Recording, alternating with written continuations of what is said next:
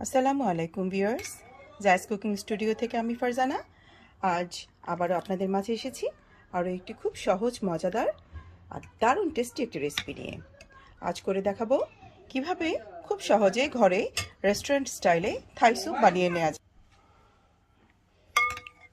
দারুণ মজার এই থাই স্যুপটি বানানো খুবই সহজ। চলুন দেখে নিই কীভাবে বানালাম।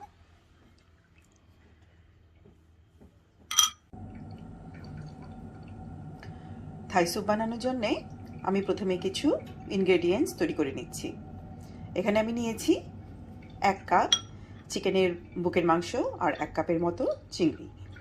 আর এখানে আমি দিয়ে দিচ্ছি 1/2 চা চামচ আদা এবং রসুন বাটা, আর দিয়ে দিব 1/2 চা চামচের মতো লবণ। আপনারা চাইলে এখানে একটু লাল মরিচের গুঁড়ো অ্যাড করতে পারেন সুন্দর কালারের জন্য। যেহেতু থাই স্যুপটা একটু ঝালঝাল খেতে ভালো লাগে, একটু লাল মরিচের গুঁড়ো ব্যবহার করতে পারেন কিংবা পাপরিকা পাউডার। আমি আসলে সরাসরি খুব বেশি ঝাল এখানে আজকে অ্যাড করব না। আপনারা অবশ্যই একটু ঝাল করেই খাবেন, খেতে ভালো লাগবে। আমি বাচ্চাদের জন্য সরাসরি ঝালটা স্কিপ করে যাচ্ছি। এগুলোকে মেখে রেখে দিব 15 মিনিটের জন্য।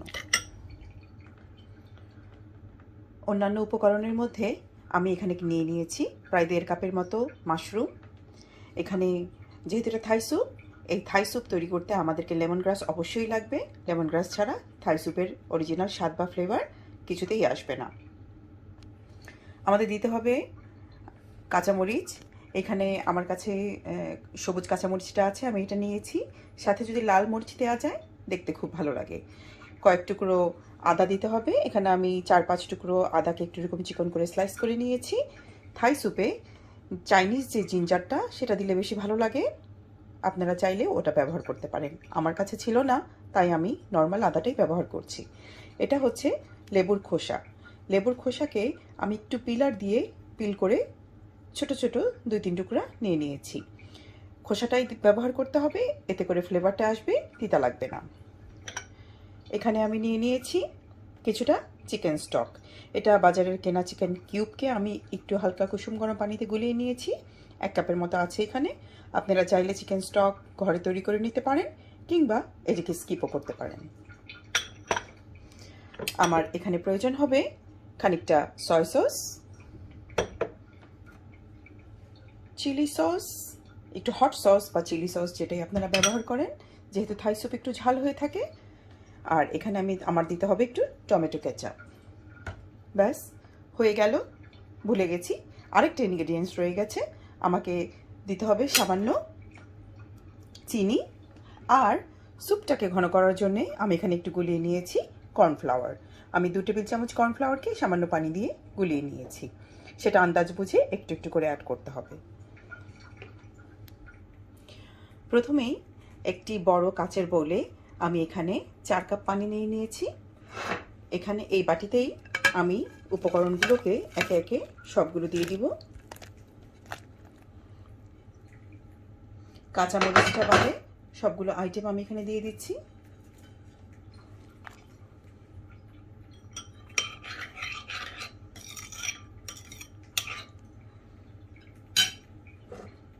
চিকেন স্টকটা দিয়ে দিচ্ছি।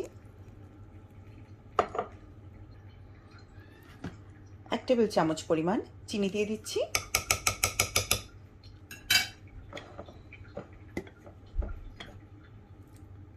সয় সস দিয়ে দিচ্ছি 1 টেবিল চামচ পরিমাণ। চিলি সস দিয়ে দিব এখানে 3 থেকে 4 টেবিল চামচ।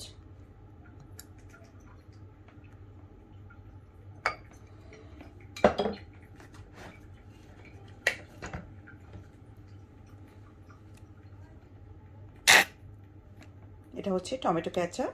টমেটো কেচাপও আমি দিয়ে দিব 3 থেকে 4 টেবিল চামচ।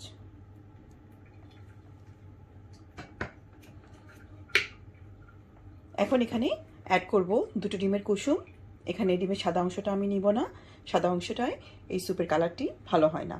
ডিমের কুসুমটাই আমাকে ব্যবহার করতে হবে। এখানে 2টো ডিমের কুসুমকে কাঁটা চামচের সাহায্যে একটু ফেটিয়ে আমি এইটার সাথে মিশিয়ে দিলাম। ভালো করে মিক্স করে নিব সবগুলো উপাদান। এখানে আমি এই মুহূর্তে আলাদা করে লবণ দিচ্ছি না। আমি চিকেন আর প্রনের সাথে লবণ দিয়েছি। চিকেন স্টকে যথেষ্ট পরিমাণ লবণ আছে। কেচাপ, সস, সয়া সসও লবণ আছে। আমার প্রয়োজন পড়লে লবণটা পরে অ্যাড করা যাবে। আমি এখানে হাফ চা চামচের মতো টেস্টিং সল্ট অ্যাড করে দিচ্ছি। আপনারা চাইলে এটি স্কিপ করতে পারেন, চাইলে অ্যাড করতে পারেন। এটি স্বাদ বাড়াবে, বই কমাবে না। আর সামান্য টেস্টিং সল্টে কোনো ক্ষতি হয় না।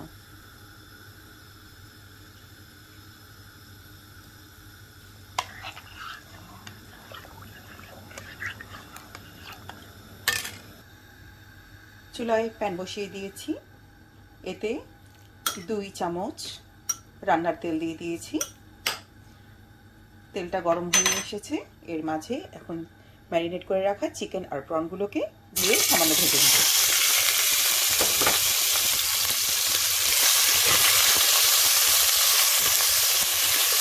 খুব বেশি ভাজতে হবে না, এটি এমনিতেই সুপের সাথে রান্না হয়ে যাবে। তার শুধু সামান্য একটু কাঁচা গন্ধটা চলে যাওয়া পর্যন্ত হালকা একটু ভেজে নেব। কোনোভাবেই ওভারকুক করা যাবে না।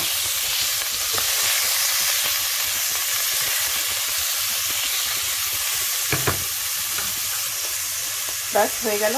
এখন এর মাঝে আমি দিয়ে দিব আমার তৈরি করে রাখা স্যুপের মিশ্রণটি। দিয়ে দিলাম স্যুপের মিশ্রণটি। এখন এটিকে নেড়ে চেড়ে রান্না করব। চিকেন আর প্রন এখানে সুন্দরভাবে রান্না হয়ে যাবে, মাশরুমগুলোও রান্না হয়ে যাবে, পুরো ফ্লেভার লেমন গ্রাস থেকে বেরোয় আসবে। এ পর্যায়ে আমি একটু দিয়ে দিব 1 টেবিল চামচের মতো লেবুর রস।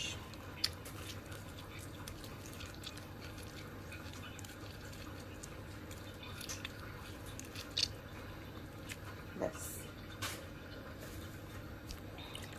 এখন অপেক্ষা করব 8 থেকে 10 মিনিট। এর মধ্যেই স্যুপটি হয়ে যাবে।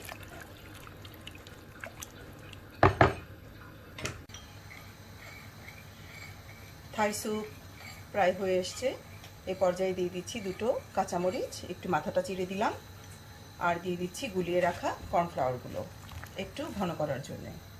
অল্প অল্প করে দিতে হবে।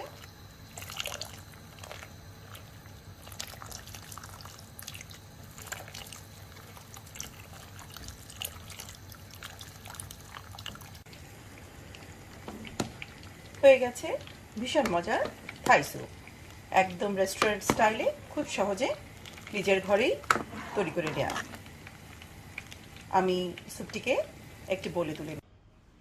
দারুণ মজার থাই স্যুপ আমার একেবারে রেডি খাওয়ার জন্যে।